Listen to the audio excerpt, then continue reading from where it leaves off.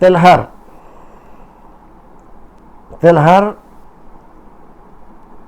شاہجہاں پور کے پاس جو ہے تلہر کٹرا، ڈاکٹر اقبال صاحب وہاں سے پوچھتے ہیں، کچھ علماء کہتے ہیں بینک سے ملنے والا سود جائز ہے، وہ سود نہیں ہے، اس کو سود کہنا ہی نہیں چاہیے،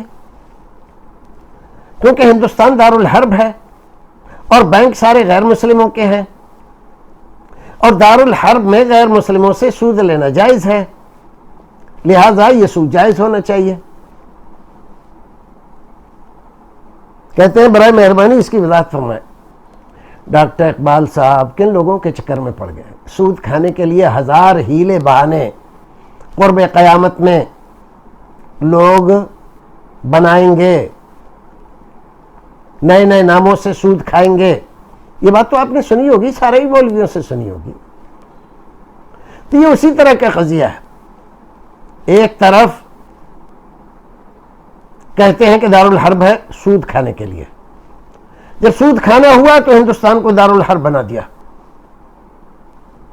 اور جب مجاہدین کی مخالفت کرنا ہوئی، انگریزوں کا ساتھ دینا ہوا، تو ہندوستان کو دارالاسلام بنا دیا اور کتاب لکھ دی اعلام العالم بأن ہندوستان دارالاسلام۔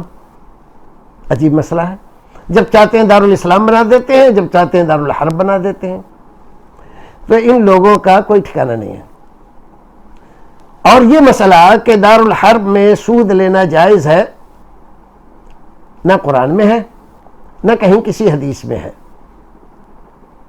یہ بعض بے توفیق مفتیوں نے نکالا ہے، بے توفیق مفتیوں نے نکالا ہے سود کا جواز، تاکہ وہ بھی اس سے فائدہ اٹھاتے رہیں، کیونکہ یہ سارے کام مالدار لوگ کرتے ہیں۔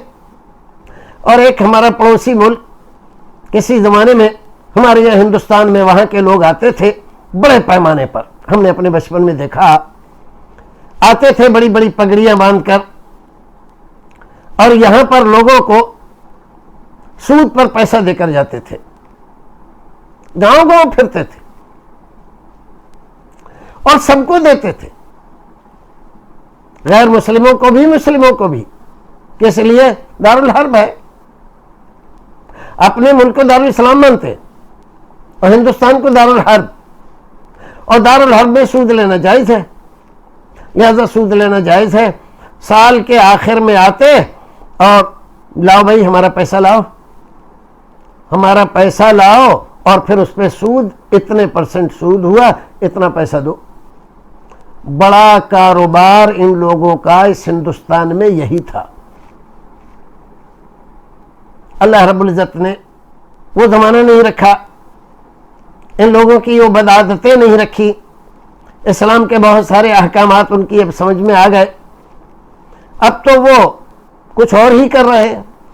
لیکن اب جو ہندوستان میں یہاں پر ہیں فتوے دے رہے ہیں کہ چونکہ بینک یہ غیر مسلموں کے ہیں، یہ بھی دھوکہ ہے۔ بینک جو ہے، اکثر بینک سرکاری ہیں یا سرکاری اجازت سے چل رہے ہیں، سرکار کو وہ پیسہ دیتے ہیں، اور سرکار یہ کہنا کہ غیر مسلموں کی ہے یہ غلط ہے۔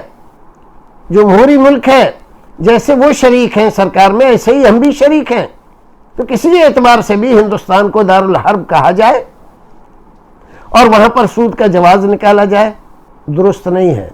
یہ سود کھانے کا ذریعہ ہے، ان کے منہ سود لگ گیا ہے، یہ ہر قیمت پر اس سود کو جائز کر کے دکھائیں گے۔ ایک فتویٰ میں نے دیکھا، ایک مولوی سے یہی بات پوچھی گئی، تو اس نے کہا جو لوگ اس کو سود کہتے ہیں، بینک سے جو کچھ ملتا ہے یہ سود ہے ہی نہیں، یہ سود ہے ہی نہیں۔ جب ہے نہیں تو سود کھانے والا کیسے کہلائے گا؟ بالکل جائز ہے، جب سود نہیں ہے تو جائز ہے۔ اور اس میں لکھتا ہے کہ اگر کوئی بکری پر بھیڑیے کا لیبل لگا دے گا تو کیا بکری بھیڑیا ہو جائے گی؟ بات تو صحیح ہے، بکری پر بھیڑیے کا لیبل لگائے گا تو بکری بھیڑیا تھوڑی ہو جائے گی۔ لیکن بھائی صاحب، بھیڑیے پر بکری کا لیبل لگاؤ گے تو کیا بھیڑیا بکری ہو جائے گا؟ اب بھیڑیے کو ذبح کر کے آپ کھا جاؤ کہ نہیں یہ تو بکری ہے تو جائز ہو جائے گا آپ کو. تو سود کسی بھی طور پر درست نہیں ہے. اللہ رب العزت ہمیں اس کی سنگینی سے بچائے اور اس گناہ سے محفوظ رکھے. اور جو مولوی اس طرح کی باتیں کر رہے ہیں اللہ رب العزت ان کو نیک ہدایت نصیب کرے. وآخر دعوانا الحمدللہ رب العالمین. السلام علیکم ورحمۃ اللہ وبرکاتہ.